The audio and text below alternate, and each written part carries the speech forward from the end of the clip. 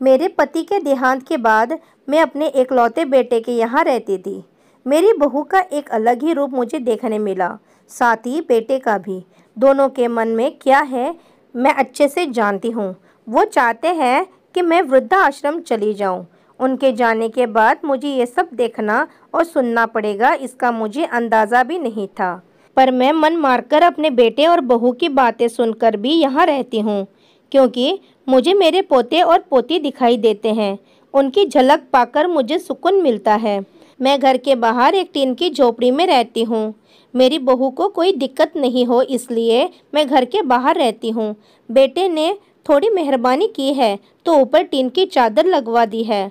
समय समय पर थोड़ा राशन दे देता है तो मैं अपना बनाकर खा लेती हूँ। मैंने अपने बेटे को कह दिया है कि मेरी वजह से उन लोगों को कोई प्रॉब्लम नहीं होगी, बस मुझे यही रहने दे, इसी घर में मुझे मर जाने दे। मैं बस यही चाहती हूँ। मैं अपने आप को खुशकिस्मत समझती हूँ कि मेरे बेटे और बहू कम से कम मेरे लिए इतना तो कर रहे हैं। मेरा बेटा सुबह 9 बजे नौकरी जाता है और बच्चे भी उसी समय स्कूल जाते हैं। फिर शाम को 6 बजे मेरा बेटा वापस आता है। बच्चे 3 बजे आते हैं। उन्हें आते जाते निकलते देख मुझे बड़ा सुकून मिलता है। मेरे पति के दोस्त जब कई दिनों बाद आए, वो मेरे पति के दोस्त थे। उनकी पत्नी का भी स्वर्गवास हो गया है। उस समय पर वो हमारे घर पर आया करते थे। उनसे हमारे अच्छे रिश्ते थे। उनका घर हमारे घर से थोड़ी दूरी पर था। पैरों में समस्या हो गई थी, ठीक से चल भी नहीं पाते थे। वो बड़े दिनों बाद मेरे यहाँ आए। मुझे उन्हें देखकर अच्छा लगा। उनका हाल भी मेरी तरह ही था। बच्चे अब उनसे भी परेशान थे, आकर मेरे पास अपना दुखड़ा रोते थे और उन दिनों को याद करते थे। बुढ़ापा हम जैसों को बहुत रुलाता है। उनकी पत्नी का स्वर्गवास हो गया था और उन्हें चलने उठने में भी समस्या थी, इसलिए वो तो अपना खाना भी नहीं बना पाते थे। मेरे पास आए तो मैं समझ गई कि ये इतनी मुश्किल से चलकर पुराने दोस्तों के यहाँ चाय और खाने की चाह में ही जाते होंगे। उनकी भी अपनी मजबूरी थी। वो आए तो मैंने उनके लिए खाना बनाया और उन्हें खिलाया।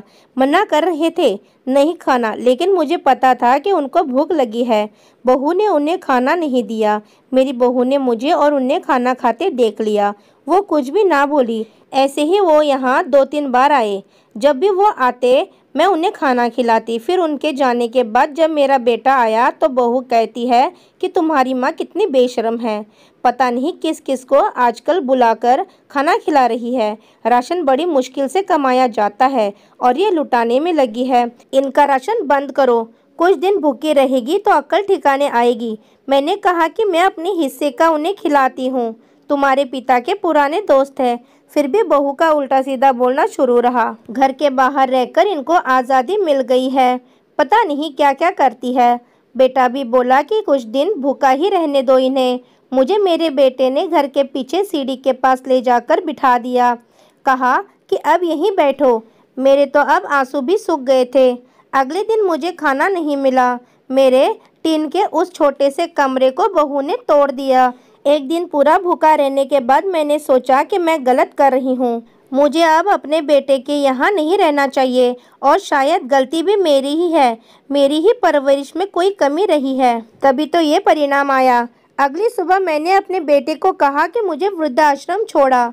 अब मैं तुम दोनों को ज़्यादा परेशान नहीं करना चाहती। बहू ने कहा कि एक दिन भूखी रही तो अक्ल ठिकाने आ गई ना। बेटे के चेहरे पर भी अजीब सी खुशी थी। जल्दी से तैयार हो गया मुझे छोड़ने के लिए। बहू कह रही थी कि आज की छुट्टी ले लो, यहीं आसपास मत छोड़ाना, कहीं 3 दिन में वापस ना आ जाए। मैंने अपनी बहू से कहा कि बेटी चिंता मत कर, मैं अब नहीं आऊँगी। मैंने अपने पोता पोती को गले लगाया। मुझे पता था कि अब मिलना नहीं हो पाएगा। बेटे को भी चाहती थी कि एक बार जी भर के गले लगा लूं, लेकिन वो बोला चलो जल्दी करो। मैंने बहू को कहा कि बेटी अपना ध्यान रखना। मेरा बेटा मुझे छोड़ आया। वहाँ जाकर मैंने देखा कि मेरी तरह कई है, थोड़े दिन उदास रहते हैं फिर सच को स्वीकार कर लेते हैं। मैं अब यहाँ खुश हूँ, कुछ काम भी करती हूँ।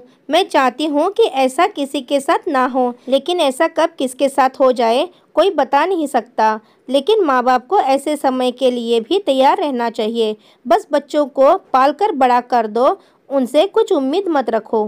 तो दोस्तों, आपको हमारी ये मज़ेदार कहानी कैसी लगी, आप हमें कमेंट बॉक्स में ज़रूर बताएं।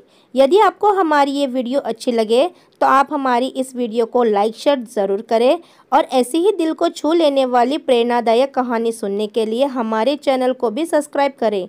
तो दोस्तों, फिर मिलते हैं ऐसी ही ज़बरदस्त कहानी के साथ नई वीडियो में। तब तक के लिए आप सभी का धन्यवाद। आप सभी अपना ख्याल रखना। आपका दिन शुभ व मंगल हो।